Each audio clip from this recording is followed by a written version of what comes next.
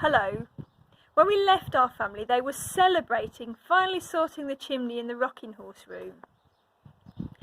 We should make a list of what we need to do next, said Theo. And we'll have to start thinking about a Christmas tree. First year ever that I've lived in a house with a proper old-fashioned chimney for Santa. A chimney's what you need, agreed his friend. I've never liked leaving the front door unlocked. I mean, I do it, of course, because I want presents. I used to try and wait to see him, said Max. I once made a trap out of string across the door, said Abby, and then, when Granny Grace and Dad had gone to sleep, I thought I'd better test it, so I got out of bed, and just at that moment Dad came in and fell right over, and he yelled, "What the heck? What's going on? What were you thinking of, Abby?" And made me take it down. Theo, said his friend, shaking his head. Was that reasonable? Yes, it was, said Theo. The last thing I needed on my only night off from the annual bloodbath that is A&E at Christmas was to be patching up ruddy Santa at 2 o'clock in the morning. Do you all really, truly believe in Santa? Exploded Louis, who'd been staring from face to face in increasing astonishment. Don't you? Asked Abby. No, I don't. What do you believe in then? Asked Theo's friend, laughing, and Theo replied at once, What you said. What did I say? Magic or what? Said Louis, and under the table he kicked Abby in conspiracy, while his face shone with such delight that she knew he was thinking of Iffin. Even so, he camped in Abby's room for a second night, not waiting to be invited, but coming in very clean and a little anxious, and slipping quickly into bed in his socks. We need to talk, said Abby, who'd been waiting for him, and pounced the moment he arrived. I loved Mrs. Puddock, not about Mrs. Puddock. Why are you so cross? I've seen your leg. When? Squeaked Louis, sounding suddenly alarmed. Just before you went into the bathroom. 5 minutes ago. And when you got into bed.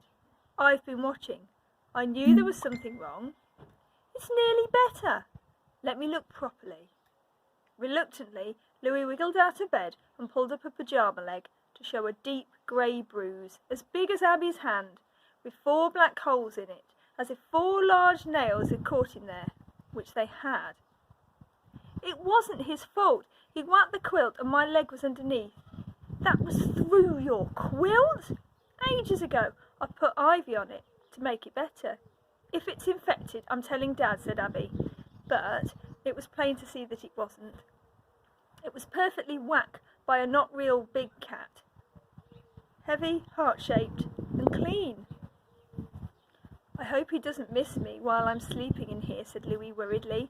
I left my window open so he didn't scratch the door again, and I put down a bowl of milk. He's not a kitten. I didn't want him to be sad without me.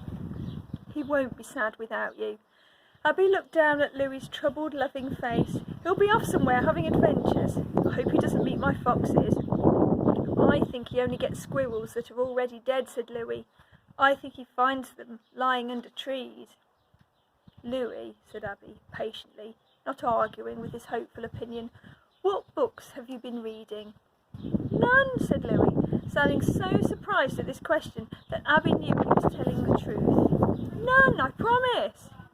You haven't brought home a reading book for days. You better not be dropping them down drains again. I haven't.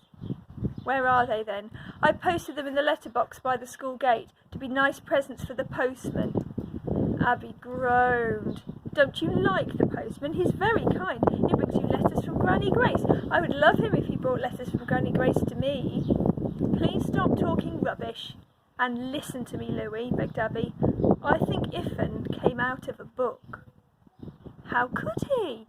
I don't know, but things do. Remember the snow and the shell that I found?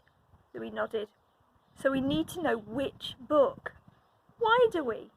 Louis, he can't stay. He's getting more and more dangerous. Louis's face crumpled. Do you know what he'd be doing in his real life? He'd be hunting.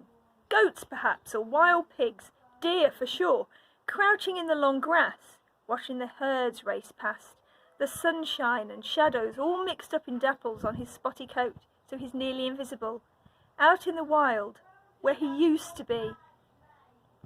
Did Iffin used to be out in the wild? Yes. Not in London? No. Which do you think he likes best? Which do you think he likes best?" "Not here," said Louis sadly, and turned away. Abby watched his shoulders move, shakily at first, and then move more slowly and steadily as his snuffles stopped. And all the while she thought, "Which book?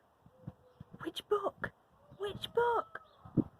But it was Max who found the book.